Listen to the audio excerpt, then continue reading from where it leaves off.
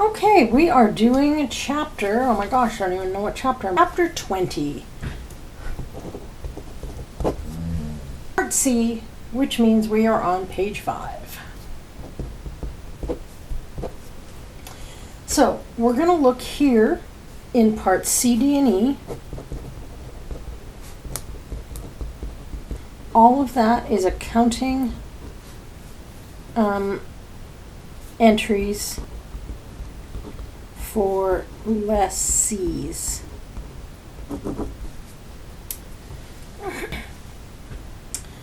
So, with IFRS, and that's what we're starting with, under the contract-based approach, the lessee actually records a leased asset as a capital asset on their balance sheet. So they're going to debit an asset. And it's called right-of-use asset, because you have a right to use the asset. You're also going to record a lease liability.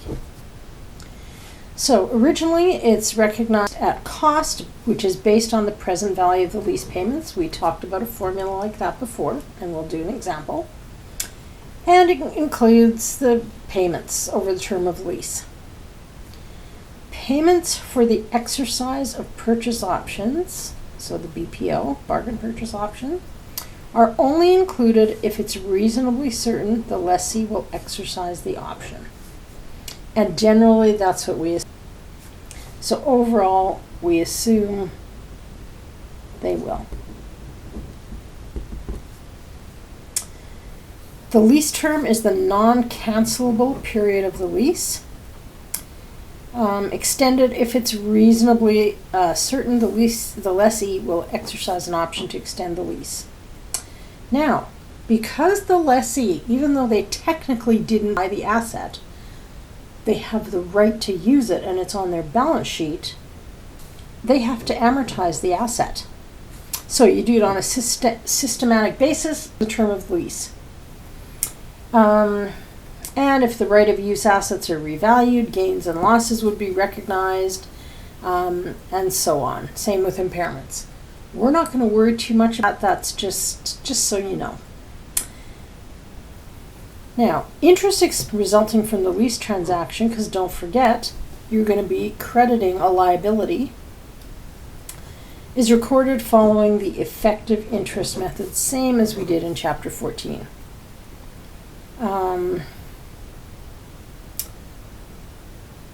The discount rate used to establish the initial present value is used to amortize the lease, and the lease payment is allocated between principal and interest. So nothing really new there. Now here's the entries, and remember this is for the lessee, the one that's leasing the asset. So at the inception of the lease, that just means the start. So if you see that, don't panic, it just means the start. We're going to debit the asset and credit the lease liability.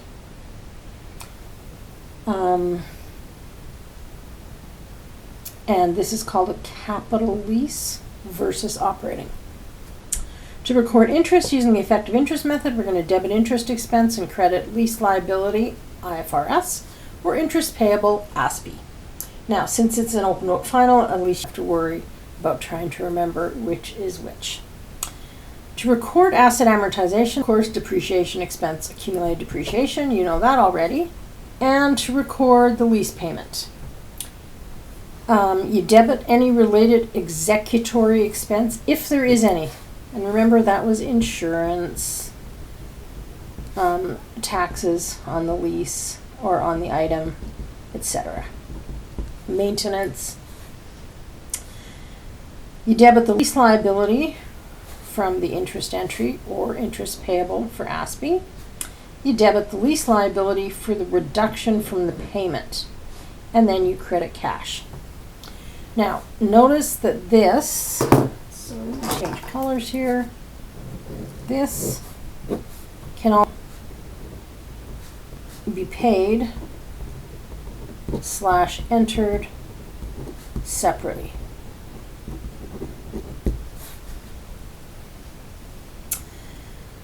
Okay, now just like there were a lot of little new vocabulary, there was new vocabulary, there's little caveats and little things you have to watch for. So, if there is a guaranteed residual value, the undiscounted, so don't present value it, gets subtracted from the value of the right to use asset for depreciation. So you know how we do cost minus residual? That's what we do here, okay?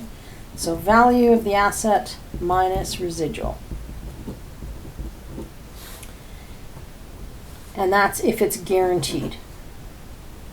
With an unguaranteed residual value, you just use the full capitalize. So you assume residual is 0 if it's unguaranteed. And you amortize it over the lease term if the asset reverts to the lessor. So the question will tell you.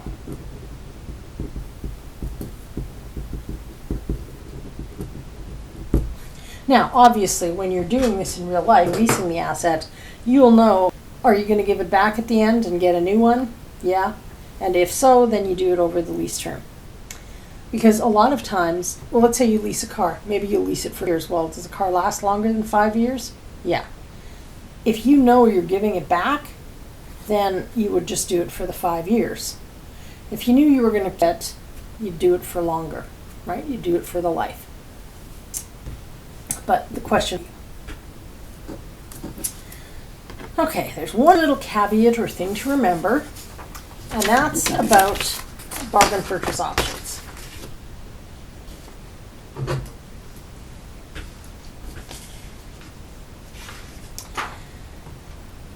So, when a lessee retains the asset, so keeps the asset when they're done with it, so keeps the asset at the end of the lease, there may be a bargain purchase option.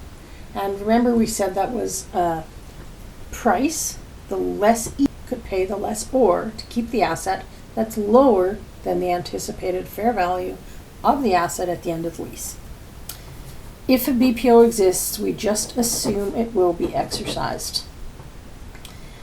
The calculations for the lessee are identical as when there's a guaranteed residual, except for depreciation.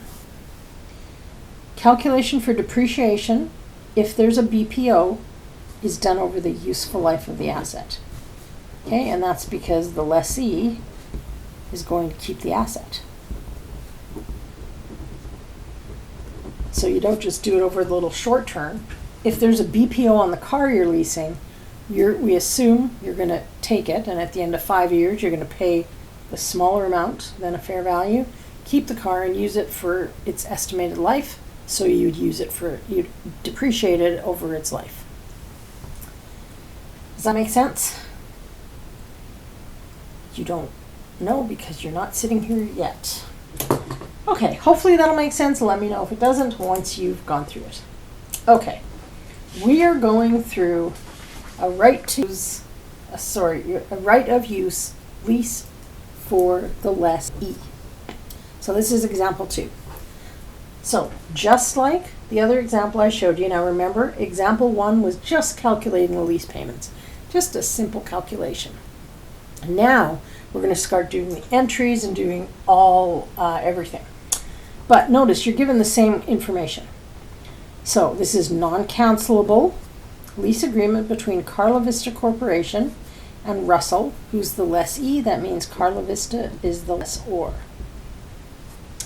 The annual lease payment due at the beginning of each year, starting July 1st, 2020, is this.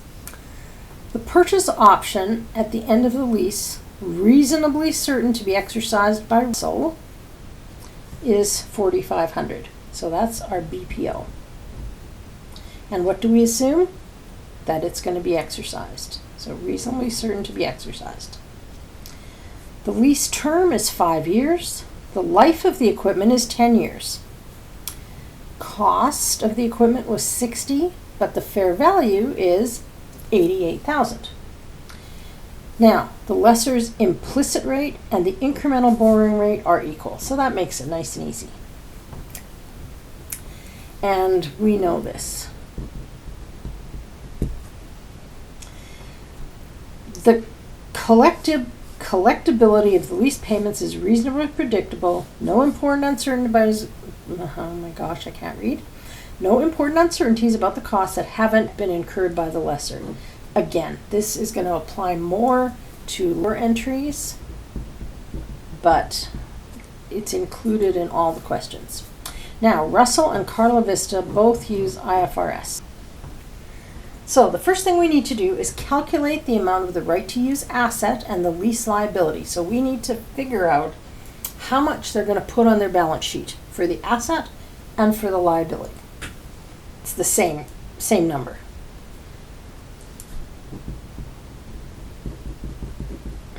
Better write that down just so you don't get confused. Okay. So page 3 is the formula for the asset.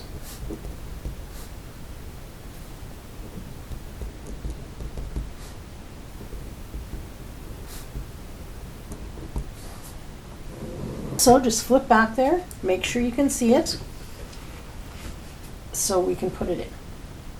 So we know we take the present value of minimum lease payments plus the present value of any amounts guaranteed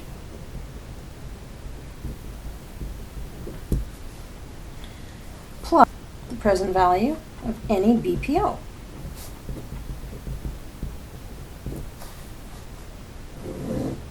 And that's going to give us the value of the right of use asset and lease liability.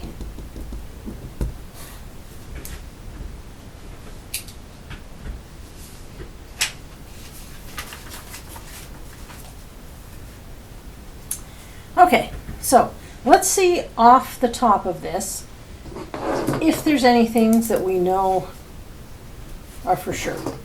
Now, this we're going to have to calculate, so we're going to just have to calculate that.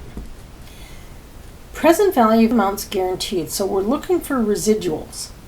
Did it say anything about the residual value at the end of the lease is going to be $8,000 or anything? No.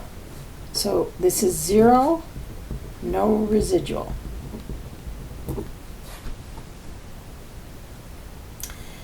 Now, was there a BPO? Yes, and it was $4,500. So we know it's yes, and it's $4,500 at the end of the lease. So now we've got to put this together in a calculation, calculate the present value. So we've got, well, first of all, what are you going to do with your calculator? Make sure what's on. BGN is on. Because notice the payments, beginning of each year. So, present value is what we don't know. Payment. Do we know the payment? Remember, it's always the 5 keys, or the 5 values.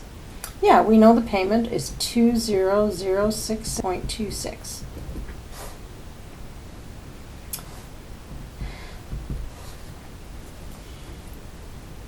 Interest rate.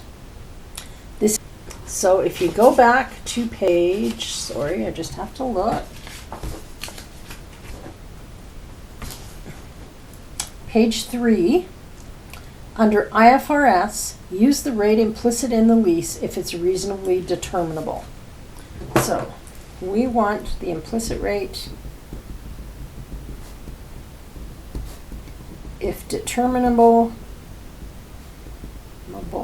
Is that a word? IFRS. Now, up here it said less incremental borrowing rate, and you know, I don't know if we know. It doesn't say. So just put X beside that. Didn't say anywhere on there that we know it. So let's just put no right there. So can we use the implicit rate? No, we don't know. What do we have to use then? I'm sorry, this we know should be up for this. Sorry, you guys. So lesser's implicit rate, do we know? No, we don't know. So we have to use the incremental borrowing rate.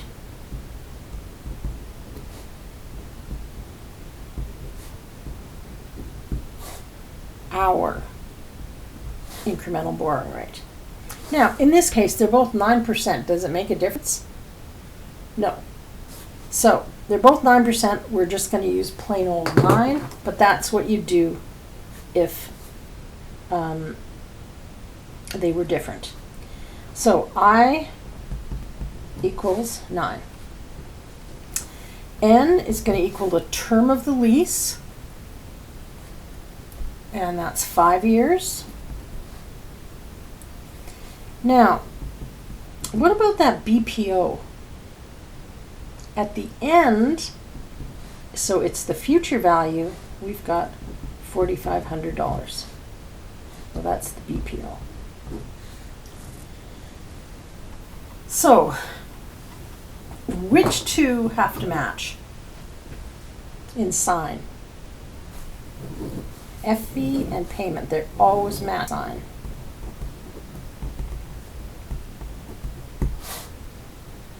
So let's make both of these negative. And it doesn't matter, you can make them both negative or you can make them both positive. If these are both negative, this will come out positive automatically.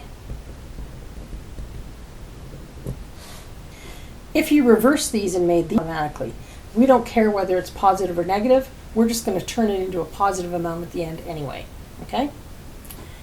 So you put all that in, and then you get present value, compute present value, and you get 88,000. Which makes sense because if you note up here, the fair value of the asset was 88,000. So you would think that's what the less E would as the asset, okay?